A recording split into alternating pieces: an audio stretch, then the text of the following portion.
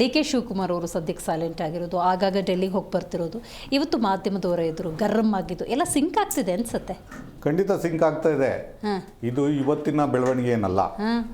ಆಗಸ್ಟಿಂದ ನೀವೇ ಹೇಳ್ದಾಗೆ ಆಗಸ್ಟ್ ಆಯಿತು, ಸೆಪ್ಟೆಂಬರ್ ಕ್ರಾಂತಿ ಆಗೇ ಆಗುತ್ತೆ ಅಂತವರು ಮಂತ್ರಿ ಪದವಿಯನ್ನೇ ಕಳ್ಕೊಂಡು ಮನೆ ಕೊಟ್ಟೋದ್ರು.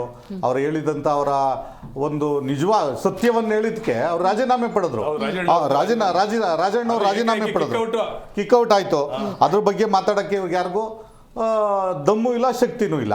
ಮತ್ತೆ ಏನು ಸಿದ್ದರಾಮಯ್ಯನವರು ಒಂದು ಅವರ ಕುರ್ಚಿ ಅಧಿಕಾರದ ಶೇರಿಂಗ್ ಆಗಿದೆ ಅಂತ ಡೇ ಒನ್ನಿಂದ ನೀವು ಇವರು ಏನು ಅಧಿಕಾರಕ್ಕೆ ಕುತ್ಕೊಂಡ್ರೋ ಅವತ್ತಿನಿಂದನೂ ಈ ರಾಜ್ಯದ ಜನಕ್ಕೆ ಸ್ಪಷ್ಟವಾದ ಒಂದು ಚಿತ್ರಣವನ್ನ ನಾನು 5 ವರ್ಷ ಇದ್ದೇ ಇರ್ತೀನಿ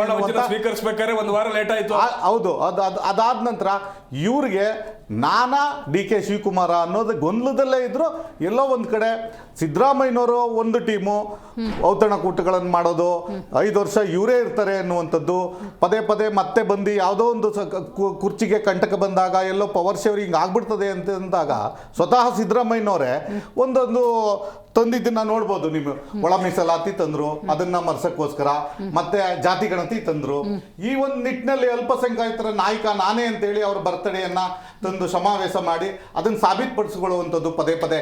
ಅವ್ರಿಗಿದ್ದಂಥ ವರ್ಚಸ್ಸು ಕಳೆದ ಬಾರಿ ಎಲ್ಲರೂ ಒಪ್ಕೊಂಡಿದ್ರು. ಸಿದ್ದರಾಮಯ್ಯನವರ ಬಹಳ ದಕ್ಷತೆಯಿಂದ ನಮ್ಗೆ ಆಡಳಿತ ಕೊಟ್ಟಿದ್ದಾರೆ ಅಂತಂದ್ರೂ ಕೂಡ ಈ ಬಾರಿ ಅವರು ಮುಖ್ಯಮಂತ್ರಿ ಆಗಿದ್ದು ಈ ಪವರ್ ಶೇರಿಂಗ್ ಇಂದನೇ ಆಗಿರೋದು.